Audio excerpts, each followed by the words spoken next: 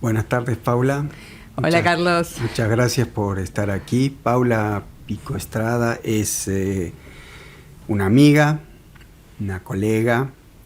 Es además la directora de la carrera de filosofía de la Universidad de San Martín, que ya tiene muchos años. Es especialista en filosofía medieval, de hecho lleva la cátedra de filosofía medieval en la Universidad de San Martín. Y también es profesora de Gnoseología en la Universidad de El Salvador. Así es. Y los temas sobre los que ella ha incursionado son, por un lado, gnoseológicos, es decir, teoría del conocimiento. De hecho, ha escrito un libro que les recomiendo leer, editado en una de las editoriales más prestigiosas del área de humanidades en Europa, que es Brill, ¿no? Sobre Nicolás de Cusa. Y también ha incursionado en temas vinculados a lo que la bibliografía especializada llama mística afectiva, digamos, ¿no? Sí. Sí. Una primera pregunta más biográfica, digamos, ¿cómo llegaste a la filosofía y cómo llegaste a la filosofía medieval? Bueno, la filosofía, no sé cómo llegué, pero sí me acuerdo que siempre dije, no sé si supe, pero dije que era lo que quería estudiar. Y me lo acuerdo más bien por la oposición, no en mi familia, bueno, sí en mi familia, pero no, digamos, de mis padres, sino de mi abuela paterna, que me aconsejaba abogacía. Cosa que te digo que recuerdo ahora varias veces y digo, quizás estuve un poco necia. Así que, bueno, por diversas también así vericuetos biográficos me costó arrancar, pero me mantuve fiel y en realidad empecé la carrera a los 24 años. Así que, bueno, eso fue mi...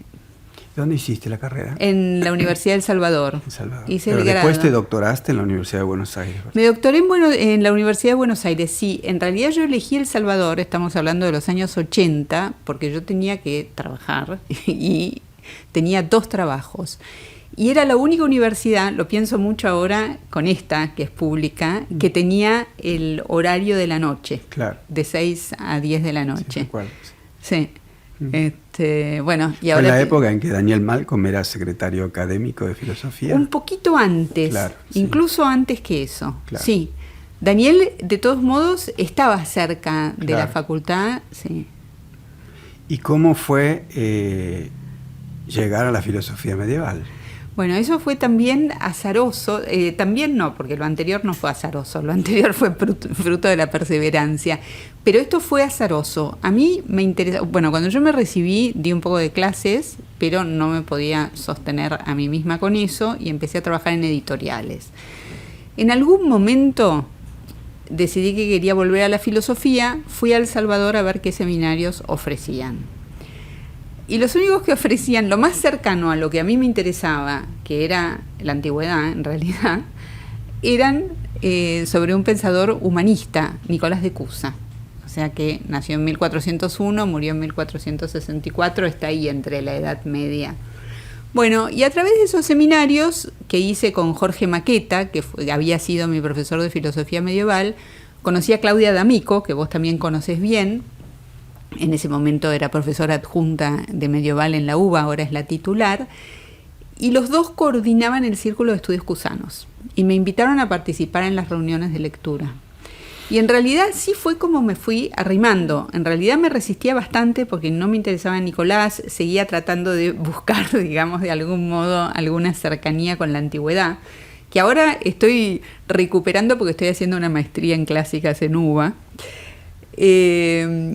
Pero bueno, fue, te diría, por el tipo de gente que se dedicaba a medieval, que yo terminé dedicándome a medieval, porque fueron generosos porque me invitaron y porque los grupos eran muy activos y muy atractivos, ¿no? Has escrito sobre y has enseñado sobre San Agustín. Sí. ¿Qué significa San Agustín para la Edad Media? Yo creo, y supongo que estarás de acuerdo conmigo, pero me gustaría saber qué pensás vos. que sos medievalista, que no se entiende la Edad Media filosófico-teológica sin Agustín, ¿cierto? Me parece que ya sea a través de la lectura de él y de sus textos o de los florilegios que andaban dando vueltas, todos los pensadores importantes han leído a Agustín y se han formado con él, ¿no? Creo que... También es un eslabón entre la cultura clásica sí. y la cultura cristiana, digamos, ¿no? Así por es. su conversión y por su... Así es. Su trayectoria anterior, ¿no? Sí.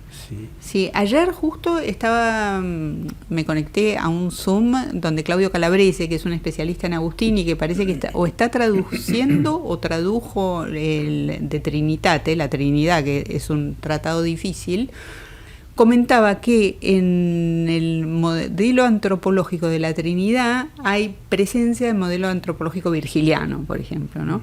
Entonces, digamos, eso también es muy interesante, que es la recepción de la antigüedad clásica por parte del cristianismo, que creo que se empieza a dar un poco antes que Agustín, por supuesto, pero cómo él la reelabora, la cristianiza y la entrega a la posteridad. Hay un tema que me parece central en San Agustín y que de alguna forma me tomé la osadía de utilizarlo como título de este encuentro, y es el vínculo entre el amor y el conocimiento, ¿verdad? Sí. Algo que toca de lleno al cristianismo, sí, pero también toca de lleno a la tradición, sobre todo a la tradición platónica y neoplatónica, ¿no? Sí.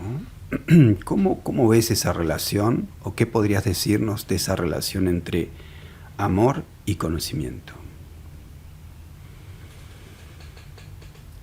Bueno, desde un punto de vista, si querés, personal, pero no muy original, te diría que no hay conocimiento sin amor. Que si no hay deseo por el conocimiento, si no hay esa sensación que también tiene el amor, que es como, viste, cuando puede ser de amigos o puede ser de un enamoramiento, pero cuando uno se encuentra con alguien y tenés la sensación como si ya lo conocieras, y creo que eso es algo, digamos, esa especie de preconocimiento, tiene un componente afectivo fuertísimo, porque uno inmediatamente se siente dispuesto a la simpatía, y creo que también es necesario en el conocimiento, digamos, que si no hay en torno a un tema o a una disciplina algo que te esté llamando y que a vos te parezca que alguna vez lo supiste, pero que necesitas recordarlo o saber más, sin ese movimiento, sin ese deseo, me parece que no se produce el conocimiento, ¿no? Es decir, que el amor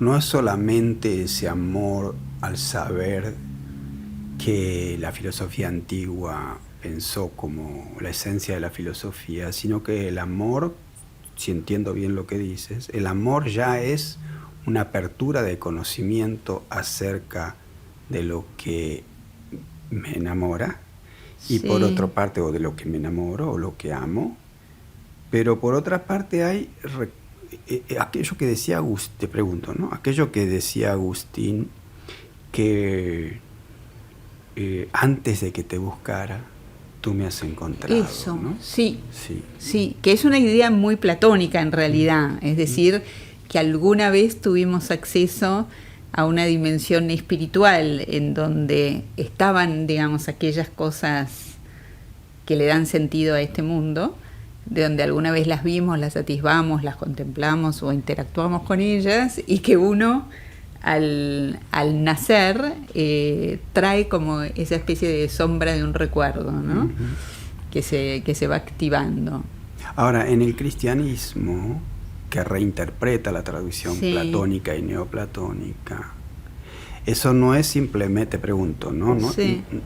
Más que un recuerdo de algo previo, ¿no sería la presencia real, continua de Dios en convocando al hombre a ser sí mismo, a ser lo que él es? ¿Sí? Sí, yo creo que no puedo agregar nada a lo que acabas de decir, porque está perfectamente expresado. Creo que es eso, exactamente.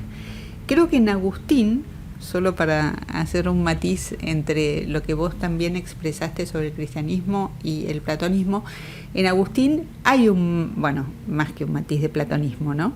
Pero viste, en el libro 10 de las Confesiones, cuando él empieza a ahondar en su memoria y va llegando como a la memoria de Dios, el hilo conductor que él tiene es la búsqueda de la felicidad. Es decir, nosotros lo que todos estamos de acuerdo es que queremos ser felices. Pero ninguno conoció la felicidad tal como es. Entonces, ¿qué es lo que estamos buscando? Y él ahí en realidad lo que dice es que lo que estamos buscando es recordar a Dios, y si bien no da ninguna explicación definitiva, insinúa que nosotros, viste que así como para él heredamos de Adán el pecado original, al ser engendrados, ¿no es cierto? Parecería también que hubiéramos heredado como el recuerdo de esa felicidad que tuvo Adán antes de caer, digamos, ¿no? Entonces, eso tiene, te pregunto, si tiene algo que ver con esta idea que después desarrolló la escolástica, y es que por un lado está la creación, pero además la creación implica necesariamente la creatio continua, es decir, el sostenimiento de todos los seres en el ser, valga la redundancia, y especialmente en el hombre, especialmente en un sentido particular, digamos. Es decir, hay en San Agustín esta idea de que también hay una presencia íntima de Dios convocándonos. Sí, yo creo que sí, ¿no es cierto? Es lo que desde el principio a él lo llama a alabar, ¿no? ¿Cómo puedo alabarte si no te conozco? Pero el llamado está. Claro, eso está muy bien. ¿Cómo sería eso? Confesiones empieza con una especie de, es todo el libro una alabanza, pero empieza con un intríngulis, digamos, que es: quiero alabarte, soy la más ínfima de tus criaturas, pero ¿cómo es que quiero alabarte si sin embargo no te conozco, ¿no? Uh-huh. Pero de nuevo, o sea, te quiero alabar porque estoy siendo llamado. O sea, que estoy siendo llamado a conocer, de nuevo volviendo a lo que vos preguntabas sobre el amor y el conocimiento. En Nicolás de Cusa, ¿la presencia de Agustín es importante? Sí, la presencia de Agustín y Nicolás de Cusa es muy importante en varios aspectos. Hay un libro muy bueno que escribió, quizás la conozcas, una profe que se llama Alexia Schmidt, que ha participado acá de jornadas, me parece. Alexia también es parte del Círculo Cusano, y ella escribió un libro comparando la interioridad agustiniana con la interioridad, o sea, mejor dicho, la recepción del concepto de interioridad agustiniano en Nicolás de Cusa, ¿no? De eso hay, pero de eso hay sin duda, y es lo que ella trabajó. Lo que yo por mi parte observo o me interesa o indago es la estructura trinitaria, que es, Esa estructura trinitaria, si yo no entendí mal tu libro, tiene que ver con el modo en que Cusa entiende el conocimiento, ¿verdad? Sí. A mí lo que me interesa en general, y me interesaba en ese libro, en esa investigación, es la idea, y volvemos a lo del amor y el conocimiento, es la idea de que nosotros, quizás como hijos de la modernidad, pensamos en el conocimiento como algo abstracto y de algún modo desprendido de otras actividades propiamente humanas, ¿no es cierto? Como si fuera una actividad racional, separada. Y a mí me parecía que Nicolás de Cusa era muy curioso que, siendo un pensador cristiano, habiendo en él una huella tan fuerte de Agustín, también de Dionisio Areopagita, en fin, de la tradición cristiana platónica en general, fuera alguien que jamás había escrito ni un tratado de ética, pero me parecía que cuando él hablaba del conocimiento o de ciertos principios que guían del conocimiento, también estaba hablando de ética, es decir, que su nociología o su teoría del conocimiento tenía una dimensión ética. Entonces, yo lo que encontré, si querés, es justamente esa tripartición, como en el criterio interno que nos guía en la búsqueda de la verdad. hay una tripartición que es imagen del Espíritu Santo en nosotros y en la cual, digamos, está el conocimiento intelectual, está el amor y está la necesidad de hacer justicia, digamos, ¿no? De ecualizar. Entonces, me parece que si uno piensa en esas tres funciones antropológicas integradas, se enriquece mucho la noción de intelecto, por una parte, porque son todas partes del intelecto, y la noción de conocimiento también, ¿no? No queda tan separada de la práctica. Ese reclamo de justicia, o esa dimensión de la justicia, en un Nicolás de Cusa que está entrando en la modernidad, digamos, ¿no? Donde la idea y la experiencia de la individualidad es creciente, digamos, ¿no? Esa idea de justicia, ¿hasta dónde se extiende? Es decir, ¿qué dimensiones tienen, no? Sí, muy buena pregunta. Me acuerdo que vos organizaste en el 2007, si no me equivoco, hace muchos años, Nilo Tempo, una jornada sobre las justicias en la Edad Media. Mirá, él tiene una visión, esto es algo que está en tensión en Nicolás de Cusa, ¿no? Por un lado, su idea dialógica, su idea perspectivista, marcada por la idea de docta ignorancia, es decir, nadie conoce la verdad como es en sí misma, pero todos de una forma u de otra participamos en la verdad, o sea que, bueno, por un lado está esta visión un poco más horizontal, pero por el otro lado, y sobre todo, digamos, se ve no solo en su tratado político, que es del principio de la carrera, político eclesial, sino también en sus sermones hacia el final de su carrera, es decir, que es algo que se mantuvo, una visión jerárquica fuerte, digamos, una noción de orden neoplatónico en el cual hay un primer principio que se equivale con un monarca, digamos, en el mundo práctico y cada cual ocupa su lugar. Entonces sería como una justicia distributiva en un sentido, pero distributiva desde arriba hacia abajo, siguiendo rangos definidos, ¿no? Pero comienza a ver allí en ese pensamiento una idea de justicia que evolucionará en el mundo moderno como criterio de discernimiento de la realidad social y de las injusticias de la realidad social. Yo no lo he visto eso en él. No, yo eso no lo he visto en él. No. Porque lo que es sorprendente es que si bien eso es así, como dices, no da la impresión, autores previos a él y que él lee y él mismo, en ellos se encuentra una insistencia en el concepto de justicia, ¿no? Es cierto que el concepto de justicia se encuentra en la Torá fuertemente, digamos, ¿no? Y en todos los salmos, obviamente, ¿no? Pero luego para Occidente ese concepto se convierte, digamos, como un criterio de interpretación para ver que la sociedad en realidad está signada por la desigualdad y por la injusticia, ¿no? Sí, pero yo, digamos, no he visto ese reclamo en él. Voy a estar atenta ahora que lo mencionás, pero no lo he visto. Has trabajado también en lo que sea la biografía tradicional, ha llamado como mística afectiva, digamos, ¿no? Sí. ¿Podrías explicarnos un poquito eso? Sí. Primero, ¿qué es mística y qué es mística afectiva, digamos, ¿no? Que algo tiene que ver con esto que hablamos, digamos. Bueno, para decir que es mística, me voy a aferrar de un autor al que vos has traído a la Argentina cuando eras rector de esta universidad, que es Bernard McKean.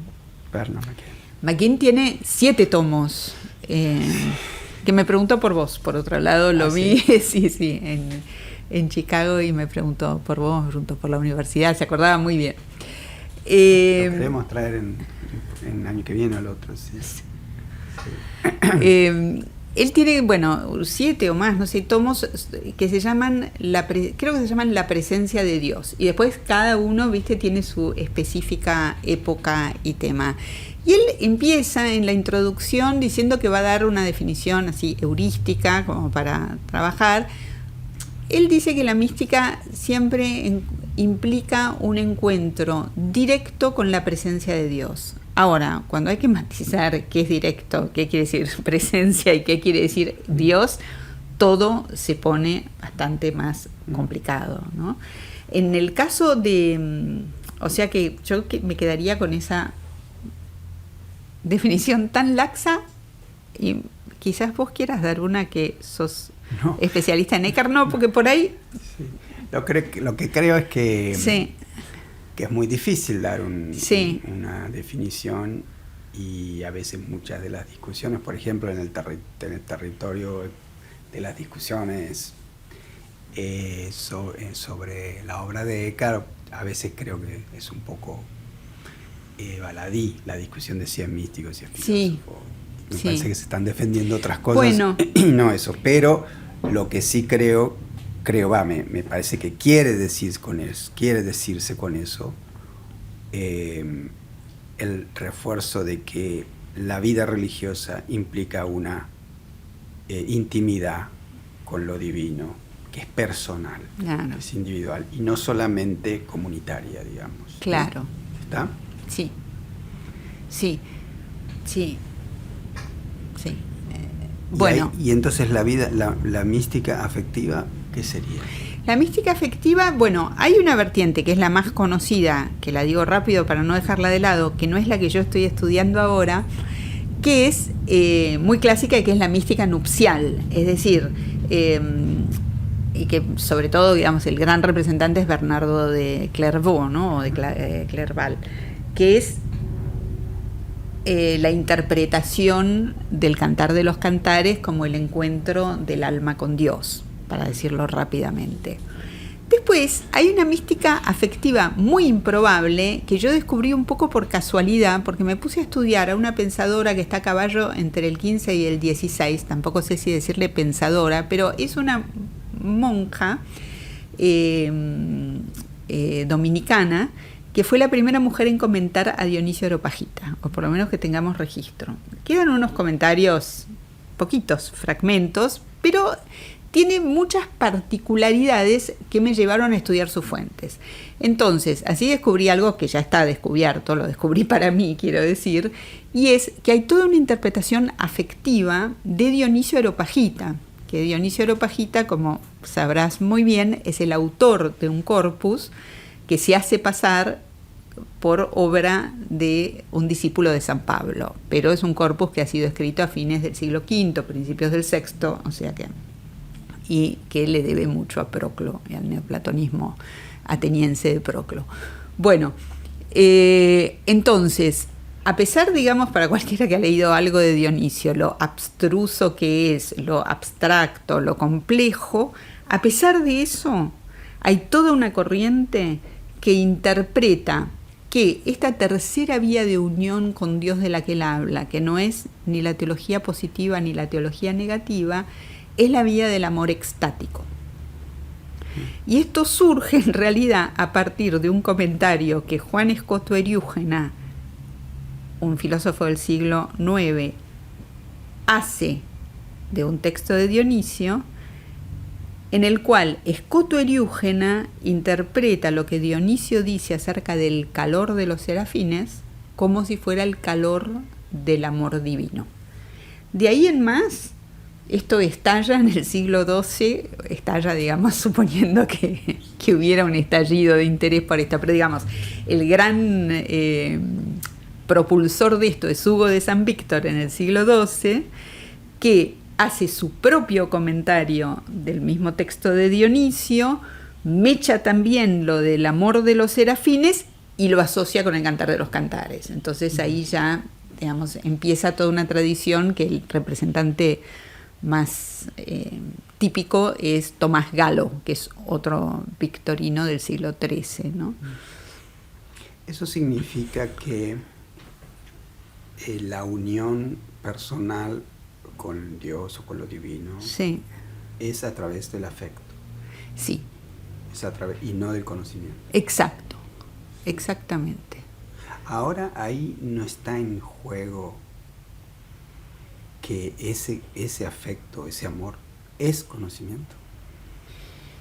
No, no, por lo menos si pienso en Tomás Galo, o sea, porque es apofático.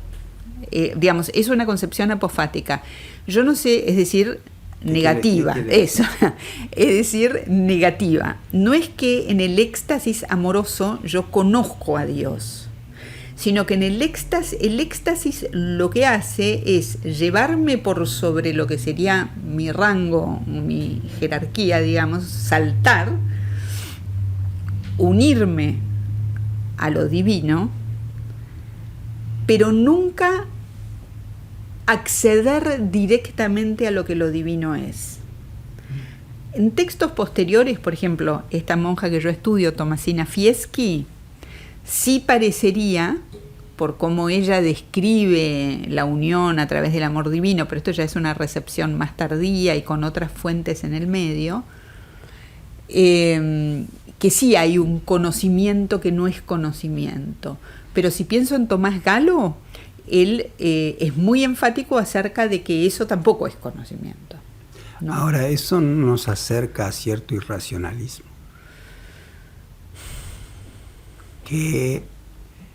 cuyo hilo, digamos, engendra una tradición larga en Occidente que llega hasta nuestros días, digamos. Es decir, que la relación con lo divino es una relación puramente afectiva.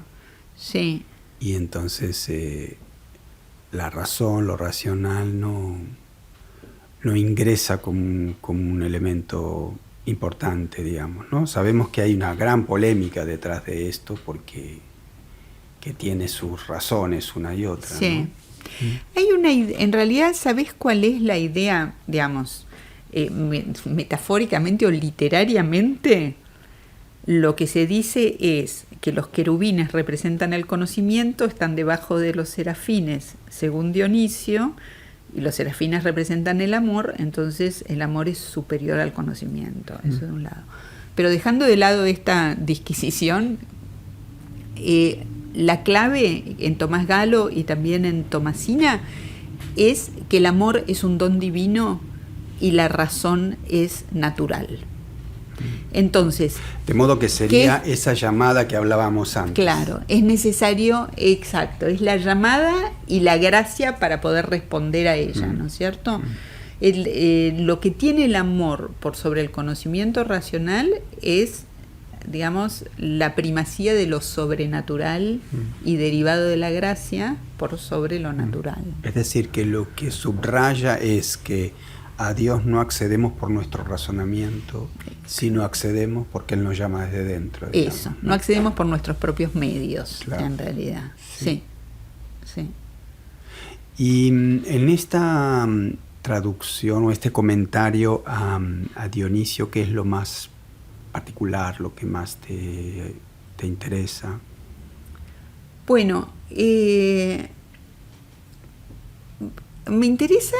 Bueno, varias cosas. Desde el punto de vista literario, muestra como una sensibilidad que no es, que por lo general los escritores teóricos no muestran, ¿no? Por ejemplo, tiene imágenes tales como que cuando finalmente el alma depone todo, es decir, se olvida de sí misma, deja todo lo propio detrás, habla de aniquilamiento también, siendo dominicana. Está la pregunta de si tuvo algún contacto a través de predicadores con la mística renana. Pero bueno, dentro de todo ese movimiento especulativo, de pronto ella dice cosas como: entonces el corazón, como un perrito, sigue al amo, sigue a Dios, sin preguntar, simplemente obedeciendo, ¿no? Tiene, digamos, toda esa cantidad, tiene una cantidad como de detalles tiernos y literarios que a mí me interesan mucho. Y después es todo un mundo. Como empecé a investigar las fuentes, me fui para atrás y ahora estoy más con Escoto Eriúgena y menos con el universo genovés de Tomasina Fieschi en el siglo XV y XVI, pero ella es prima y pertenece al círculo áulico de una mística que es Catalina de Génova. Bueno, que tiene un tratado sobre el purgatorio, en donde también se habla del fuego ardiente del amor, etcétera, etcétera, ¿no? Así que bueno, es todo un universo de... Respecto de la obediencia, se encuentra rasgos de eso en el Evangelio, pero claramente en toda la Edad Media, la obediencia como una virtud fundamental. Sí. ¿Sí? Hoy, en realidad, nos preguntamos, como el libro de Jean-Luc Nancy, ¿por qué obedecemos? ¿No? Sí. Es decir, en realidad hay un gran descrédito de la obediencia, ¿está?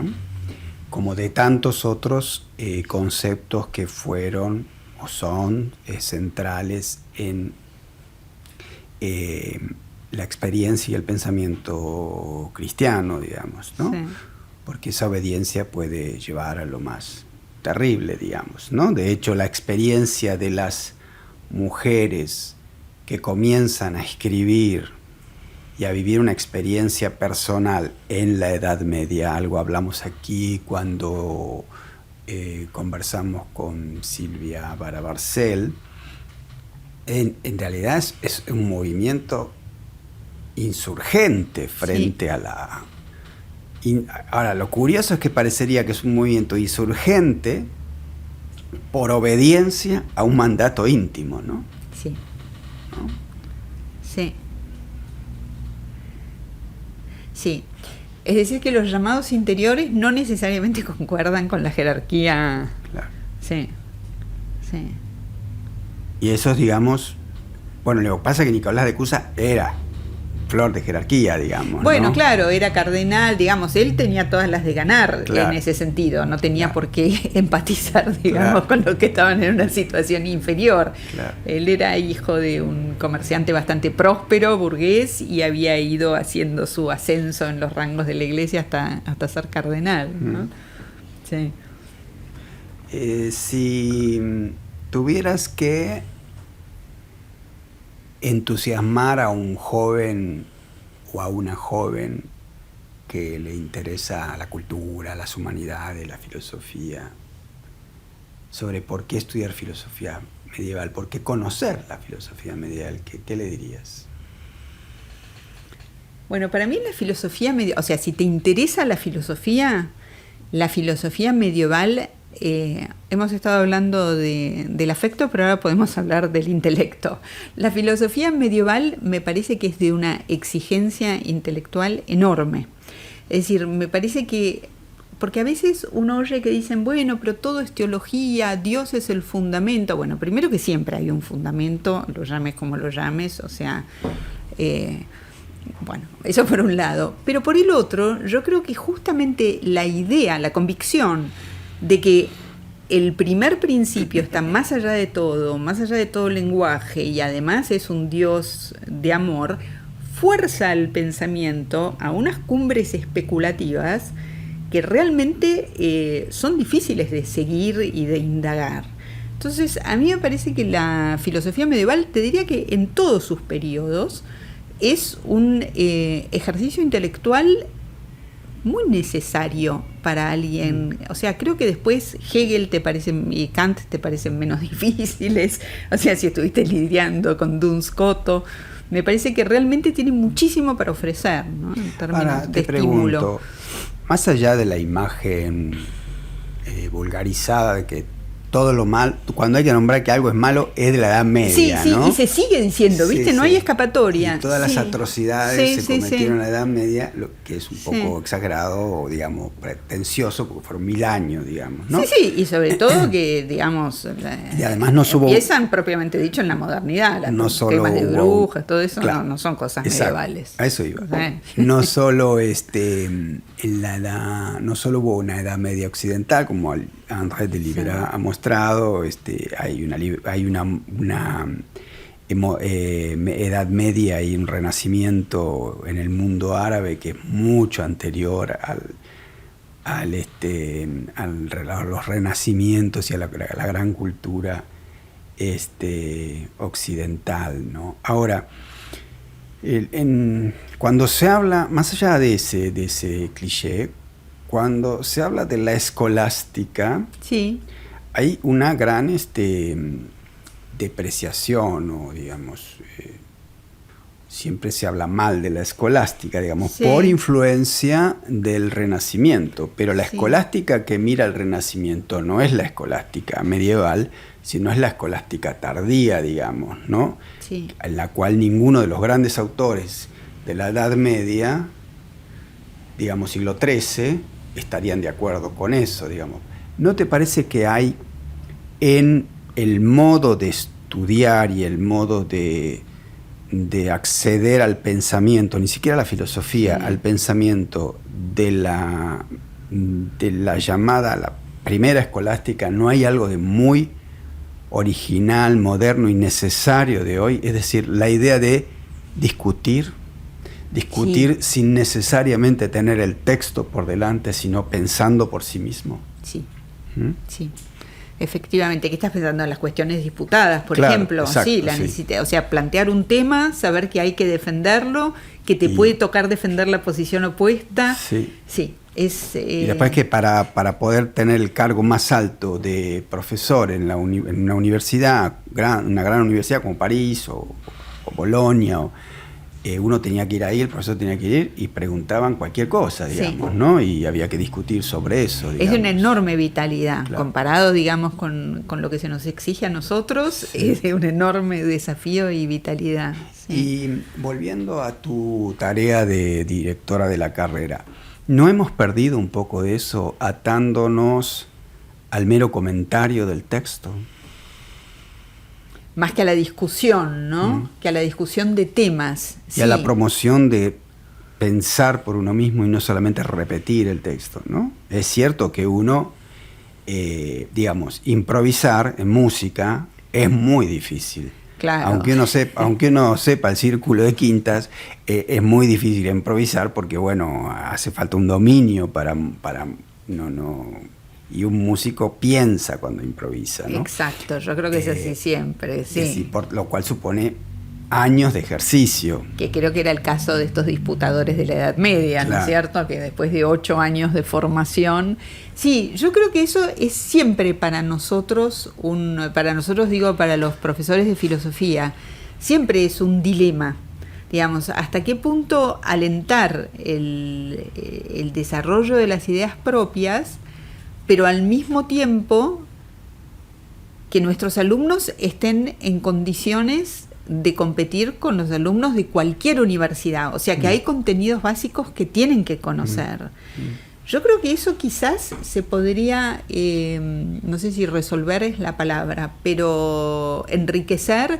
Por ejemplo, el cuatrimestre pasado uno de los alumnos de Medieval me trajo una propuesta y le dije, desarrollala, no la desarrolló, desarrollala y tráemela escrita, pero que era, digamos, hacer, yo diría, un club de debate, pero es abaratar lo que él dijo, digamos, un club de debate, pero con herramientas de la retórica clásica, es decir, que hubiera un espacio en donde justamente esto, se pudieran plantear temas, discutirlos, ofrecerse a defender o a contestar un tema determinado y a la vez formarse en los recursos estilísticos, digamos, ¿no? O formales necesarios.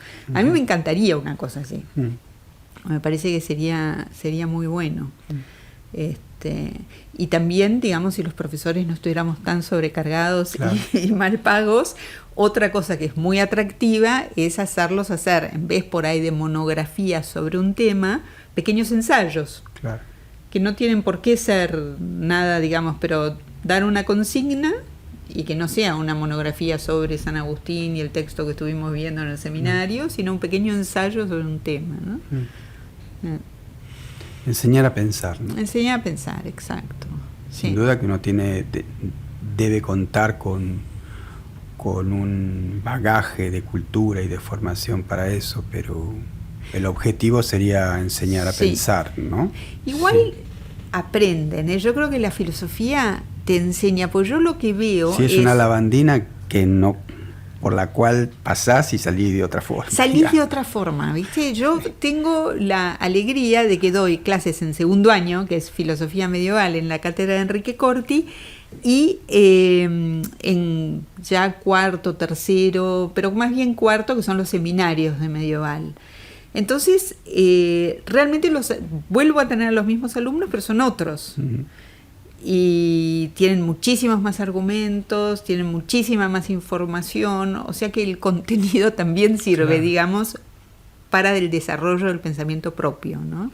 Hay una cuestión central para la vida universitaria, sí, que es la tensión entre la especialización, sí, entiéndase por especialización la carrera profesional que uno ha elegido, sí, y cierta formación general que uno podría nombrar para ser un ciudadano con una cultura básica que le permita, sí, intervenir en esa... Como lo que uno llamaría un bachillerato, digamos, si, sí, no fuera que acá bachillerato, sí, quiere decir otra cosa, sí, pero como 2 años de formación, claro, general. Ahora que quizá en los orígenes de la universidad pusimos demasiado empeño en eso, y creo que infructuosamente en muchos casos, sobre el rol de la filosofía allí, ¿no? ¿Cómo lo ves vos ahora eso? El rol de la filosofía en que... En la formación general. De todas las carreras. No lo sé, no tengo acceso. O sea, no, pero no ¿qué sé. Pensás vos respecto? ¿Qué pienso? No, sí, yo pensé que me preguntabas si estaba... no sé qué decirte. Yo, digamos, porque por su formación profesional te diría que sí. Pero a la vez, te voy a decir, por eso me interesó cuando hablaste como de un ciclo común, o algo así, digamos, yo me lo imaginé como un ciclo común, porque estando del lado de la filosofía, yo lo que padezco muchísimo es lo ignorante que somos de muchas otras cosas. Entonces, ¿cómo no sabemos a veces nada, incluso en mi caso, dando historia a la filosofía medieval, lo poco que sé de historia, lo poco que sé de la literatura medieval, lo poco que sé de la música? Bueno, esto lo podemos seguir ampliando, ¿no es cierto?, al infinito. Entonces, si bien tengo la tendencia natural a pensar que la filosofía es algo indispensable en la formación general de una persona, también me doy cuenta que lo que es malo en ese sentido es la especialización con exclusión de otras disciplinas, que también nosotros los de filosofía, claro, necesitamos el aporte, o yo por lo menos siento que lo necesito. Como te decía, yo ahora estoy haciendo una maestría en clásicas, en estudios clásicos, y digamos, veo con admiración todo lo que sabe la gente de letras. Por ahí ellos tampoco saben historia, no lo sé. En este momento me parecen omniscientes porque son... Claro. Pero sin duda que al menos para la filosofía el conocimiento de la historia es fundamental, sí, y el conocimiento de la literatura es fundamental. Es fundamental, ¿no es cierto? Sí, porque también uno necesita saber qué estaban leyendo los autores de uno. Claro. Que no era solo... Claro. ¿no? Sí. Bueno, Paula, muchísimas gracias por tu tiempo. Al contrario, gracias a vos, Carlos. Y ojalá podamos encontrarnos otra vez para hablar de alguno de tus trabajos, ¿sí? Así será. Bueno, muchas gracias. Gracias. Gracias a los chicos de comunicación, a Laura y a Diego, y muy buenas tardes. Muy bien. Bueno. ¿Te sentiste cómoda o no? Espectacular.